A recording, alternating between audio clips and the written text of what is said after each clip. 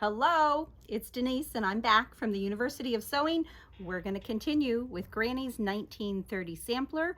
As many of you know, this is a fantastic pattern book by the very well-known, famous, and accomplished quilter Ricky Timms.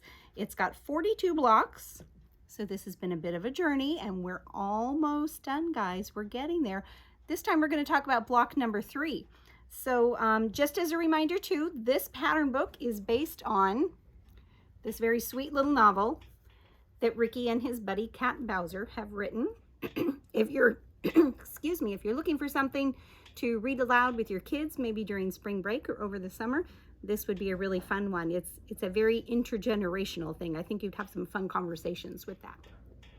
So we've got both of those, and we're going to talk this time about block number 33, which is Grandma's Flower Garden. It's an English paper-pieced hexie project. And so let's talk about what kind of goodies you're going to need to do this. This is a little different because it is some hand sewing. So we are going to use our machine for the machine applique, but to get these little pieces together, let's see what we need. We've got the ultimate freezer paper. And this is what we're going to use to cut out the shapes, these hexagon shapes, and then attach them to the back side of our fabric in order to trim and fold those very nice little hexagon shapes. We'll talk lots more about that. Part of that process, you're going to need some glue. And there are a couple different versions of this one. There's also a glue stick version. Whatever works best for you is fine. You don't need a lot. And we'll talk about where to put that so it's not in the way and it's not causing problem for your needle. Of course, you're going to need some thread. Some good quality thread is always a good thing to use. This is a 50 weight Aurifil. This is probably something that you've got in your sewing room already, so it works just fine. This is something you might want to try just for something a little different. This is a Wonder Fill. I'm going to put it down here so Dave can get a good picture of it. This is called Deco Bob, and it is actually 80 weight. And remember, as far as thread goes, the larger the number on the thread weight, the finer the thread. Now, why would you want finer thread for hand sewing? Well, it disappears into your fabric a little more. It is a little trickier to use. If you tug a little hard, you might break it. So play with it and see if you like it. I think they're both really cool, depending on your project. Of course, with your thread, you're going to need some needles. We've got some John James needles here. These are milliner's needles. So what you're looking for in your needle for this project is you want something thin, not too short, but also has a nice eye. I know that helped my own eyes. And something that you can slide through a couple layers of fabric pretty easily. So your quilting sharps are probably going to be a little too small and maybe a little too fine. Try something like this instead. Maybe you need a spot to stow your needles. Look how cute this guy is. This looks like a little lipstick tube. Isn't that cute? You could put all kinds of little needles and pins and things in there, and this would be perfect for this kind of project. And it's just super cute. I mean, if we have to have lots of toys and tools, let's make them cute, right? You're probably also going to want a thimble. Pushing that needle through some of these bulky seams can be a little hard on your fingers. Let's save the fingers. That sounds like a bumper sticker, I think. Save the fingers and try a thimble. You may need a needle threader. Depending on what time of day, I'm pretty good getting that thread where it needs to go, but by the evening, my eyes are getting a little tired and that needle threader is just so worth the hassle. We also have a needle minder, and this is just a little magnet that you can keep actually on your project to hang on to your needle. Not a necessity, but again, kind of a fun thing to have. Now, when we've got our paper, our freezer paper cut, and we've got our pieces that we're trying to sew together, we're going to hold them together, right? You can try to hold them with your fingers. It gets a little tricky, especially if you've got some mobility issues with your fingers, maybe some arthritis or just some strength issues. If you've got something like the Sew Tights magnets, that will hold things in place beautifully, and you can relax and focus on just the stitching. And even if you don't have the Sew Tight magnet, I know you've got Wonder Clips. And these are such a wonderful multi-purpose tool. So either one of those are great. If you've got one, maybe try the other one, see what you think. And of course, you're going to need a little pair of scissors. Something sharp, not too big. And I didn't want thread snips for this project, and I didn't want big scissors. So something kind of in the middle that will do double duty, I found to be most useful. So let's talk about what we're going to do with this freezer paper and our fabric. So I've got my freezer paper cut into shape here. Here's my little fabric, and I'll let you see on the back here. You can see it's still attached in there. So we need to create this shape out of this and keep our freezer paper on there. So the first thing we need to do is we're going to trim. And we're just going to eyeball this. I know you guys are really comfortable with a 1/4 inch seam on sewing, so my guess is you're going to be pretty close. It doesn't have to be 1/4, it can be a little shy of that 1/4. I wouldn't make it too skinny. You do want something to fold over. And see how, maybe here you can see better, I curved that a little bit. I'm going to try to straighten that up. Otherwise it may not fit as nicely as I want with the other pieces. So I'm going to go back in and trim that. And let's go this way. We're almost there. And I'm sure you can tell some of these are thicker than others. It's okay. It's going to work. This is a fun project, but it should not be a stressful project for you. I've also got, you see my little mat here. This is my favorite little spinny mat. This is the Olfa rotating rotary cutting mat. That's a mouthful, and I'll show you why that comes in handy. Got my glue stick, and I'm just going to put a little bit of glue right along this edge of the paper. I'm not going to glue the fabric, and you don't need a whole bunch, just a little strip there. And then I'm just going to use my finger to kind of push it up and push it into place. And now I'm going to turn my mat. You could also turn your fabric piece there. When I'm standing at my cutting table at home, I do find this is much faster with the rotating mat. Sitting down, it's just as easy to turn the fabric. And I'm just pressing these nice and snug into place.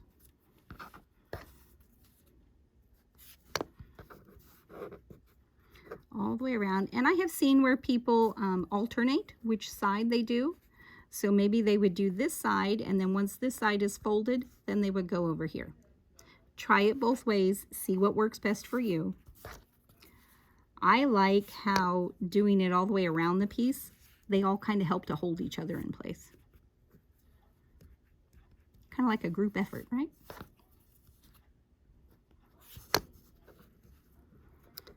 So just a reminder too, all of these things that I have showed you and so much more are available on our website, which is theuniversityofsewing.com. Be sure to check it out. We ship everywhere, and we love to do that. Okay, so there it is. Now we've got to fit him in here. Just like that. So I need my needle that I have already threaded and put a little knot in. And where is my little clippy? There he is. Now let's talk about which way you're going to go.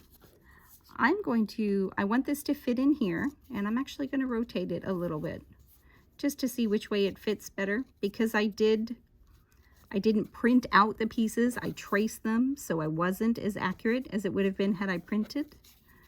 So some sides are a little longer than others. I'm going to go with this way because I think that's the closest, maybe, to a fit. Actually, let's try that way.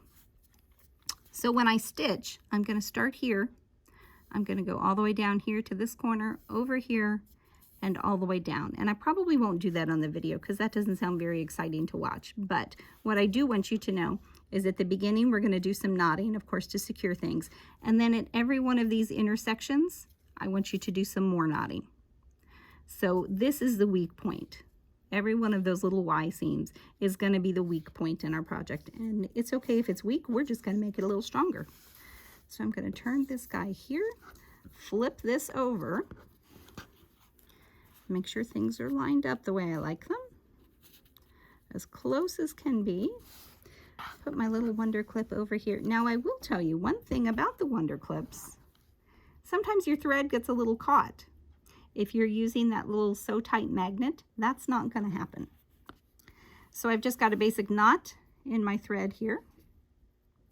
A piece of fuzz on my finger, but that's all right. Thread happens, right?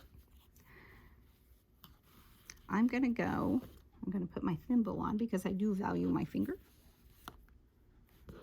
We're going to go right here in this corner. And it really is just a couple stitches, and you can feel, or a couple threads through the fabric. You can feel when your needle is going through the fabric and not the paper. That's the goal. So we're going to pull that through.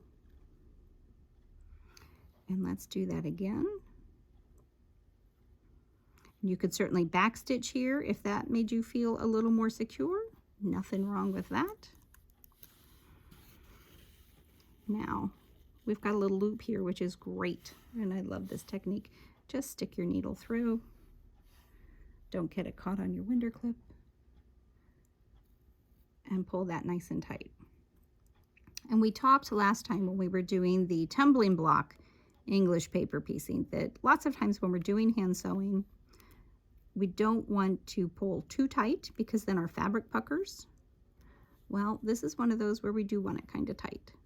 The tighter it is, the smaller those stitches will be. And I'm going to do one more of those little knots. And see how it's catching on my wonder clip.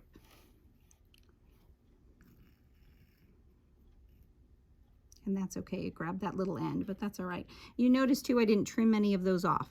We like those on there. So now we can go ahead and start stitching. And it really is just a couple threads of the fabric. And I can move this over so that it lays more on top.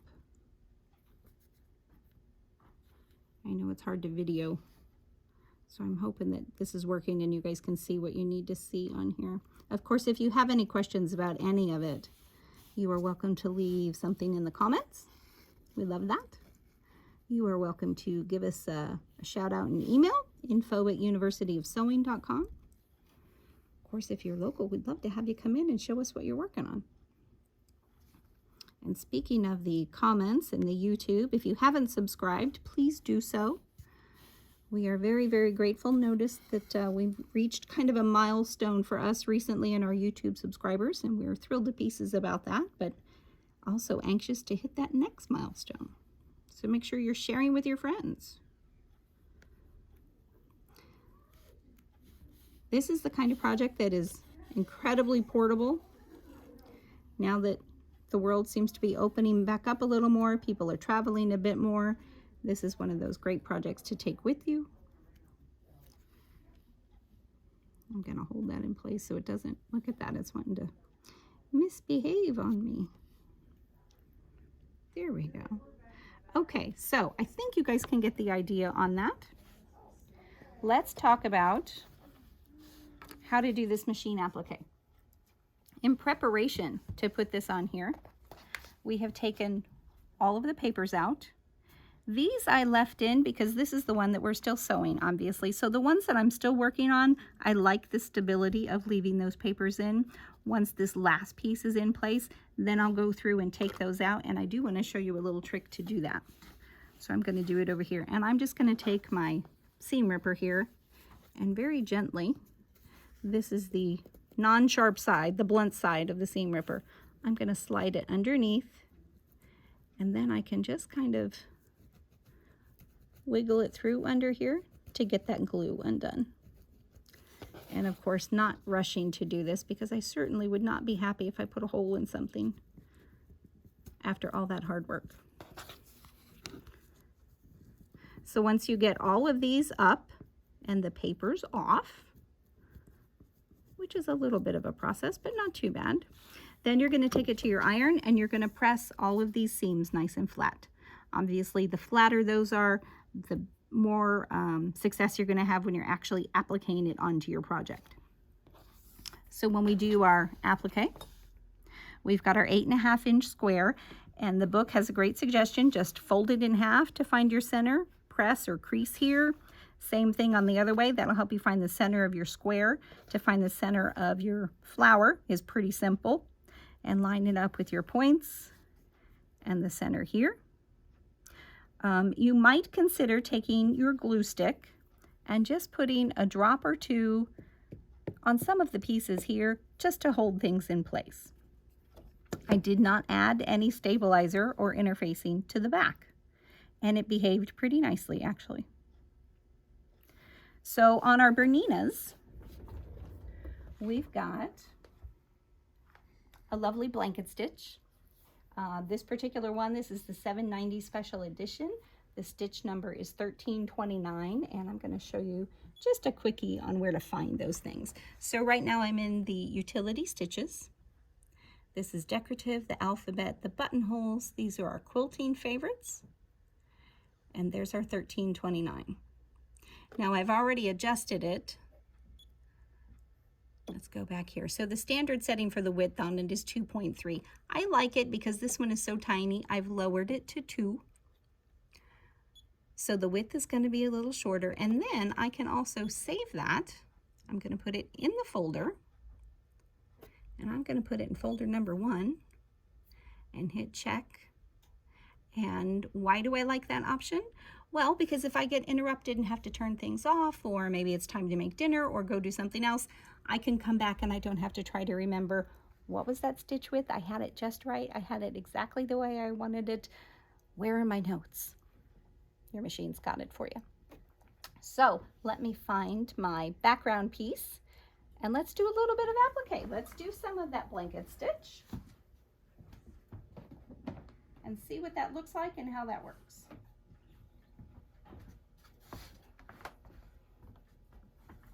Here's my square. These fabrics are so springy and bright and cheery.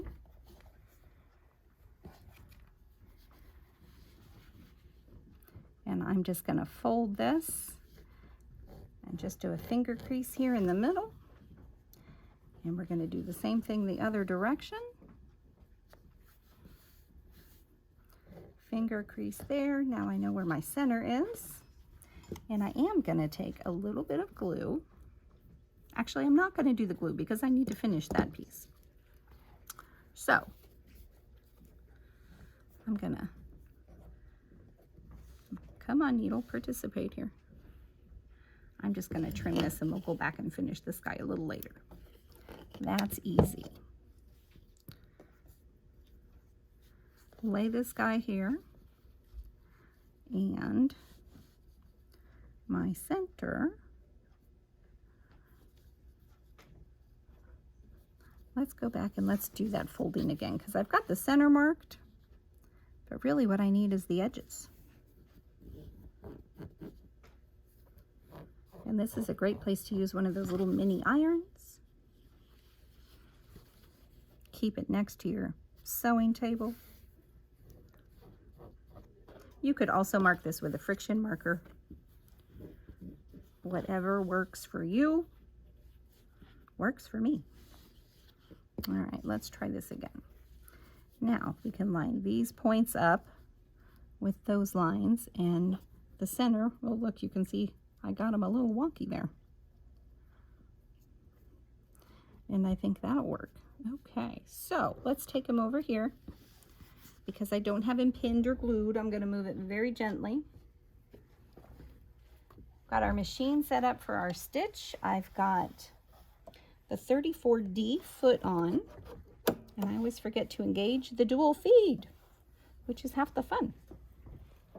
I've got the clear foot on, which when you're doing applique is really, really handy. I'm going to start not in the corner, but kind of in the center of one of those straight edges. And I'm going to hand wheel my needle down just to see where it's starting. And it wants to start going to start just inside of that line, which is okay. And we're just going to take a stitch or two. Now I can see I went that over just a hair using my freehand system. There we go.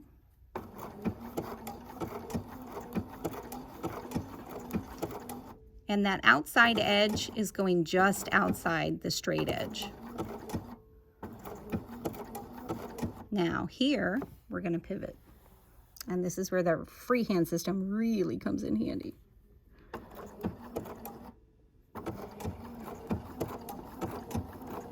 And this is definitely one of those, just grab some scraps and practice a little bit so that you can get your placement just the way you want it.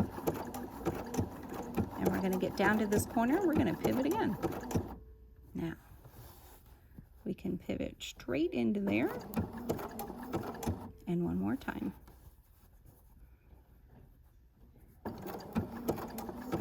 And all the way around. You'll notice I'm not going super fast. I've got the speed setting on the machine at about halfway. I'll pivot one more time.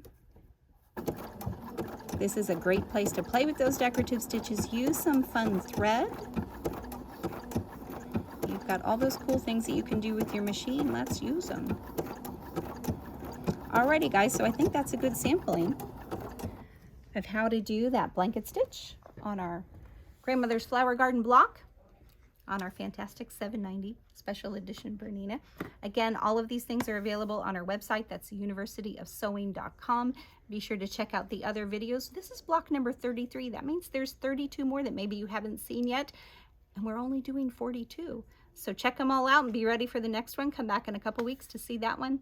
Thanks for watching, everyone.